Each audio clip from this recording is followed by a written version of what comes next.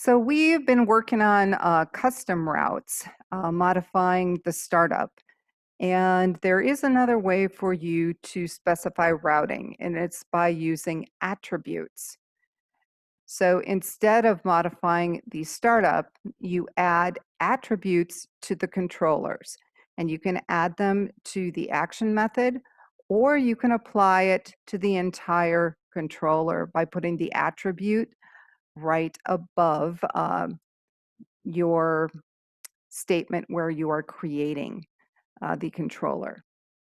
So we are going to work with this a little bit. So we will go into Artist, and we're going to set up a default route uh, for the index action method.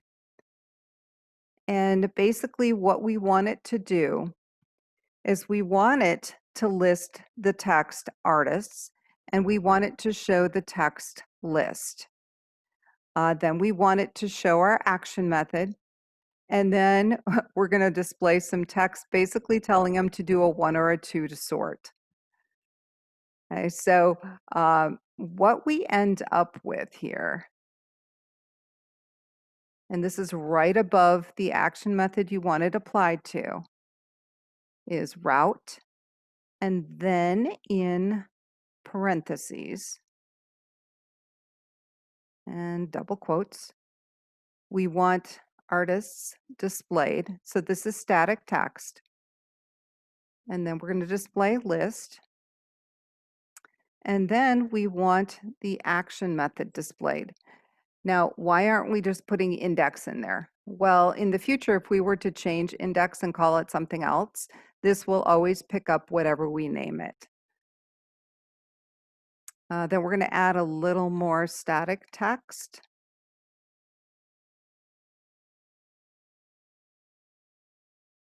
And then the parameter, which is dynamic.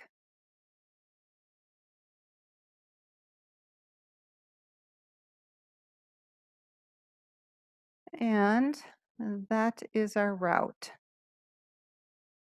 And it's flagging it because I still have my app running, so I'm going to shut that down.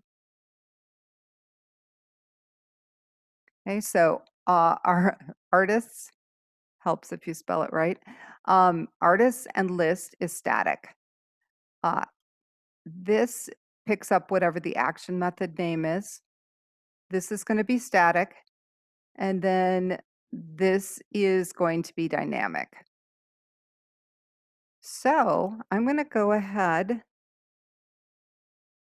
and I think I'm going to run this just so you can see what this does.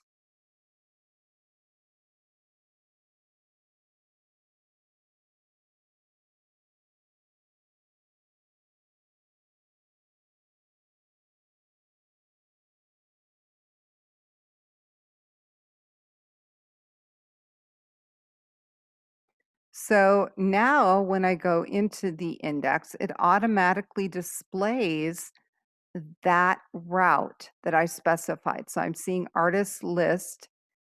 This is the action method. So if I change the name, it would change. But everything else is static text. And now I'm kind of telling them to enter a 1 or a 2. So if they enter a 1, it's sorted. If they enter a 2, it goes the other direction. And then if they do anything else, it goes back to the non-sorted order.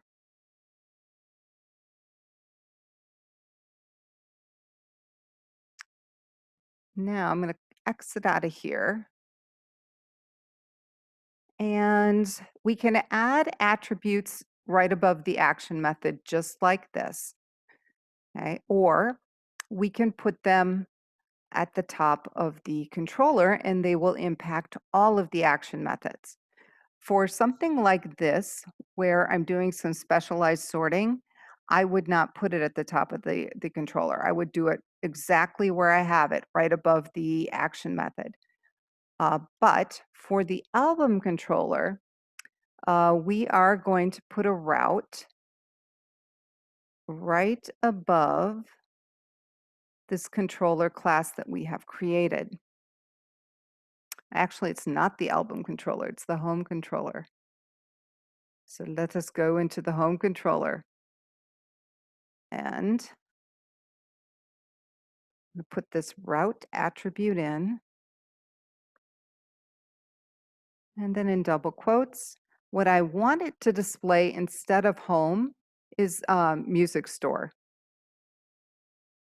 And then I want to pull whatever the action method is, we'll pull that in. And then the ID parameter is optional.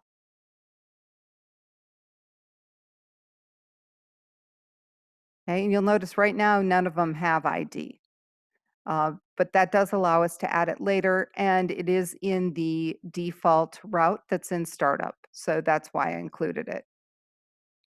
So if we run it now, and I actually really like this because I think having the name of the app is kind of nicer than home.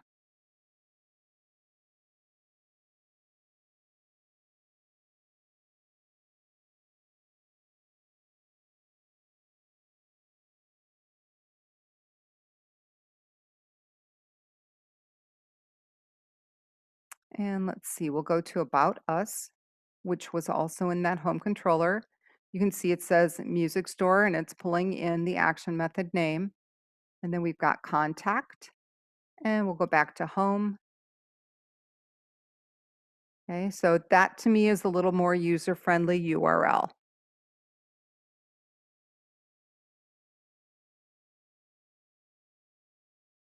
And I'm going to exit out of here.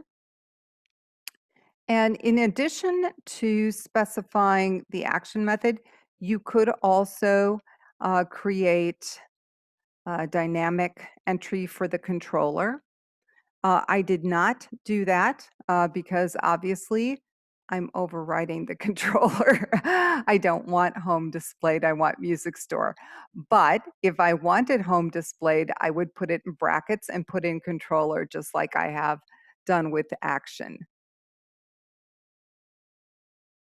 So as far as the best practices go, um, you want it to be user friendly, you want it to be fairly short if possible. For SEO optimization, you do want to try to get your keywords in the route. You should use hyphens to separate your words or underscores. You want to be consistent in how you are setting up routes. So you don't want to do one technique in one controller and something completely different in another one. So as far as modifying this particular app, at this point we are done. So you can make sure you save all your changes and get that uploaded.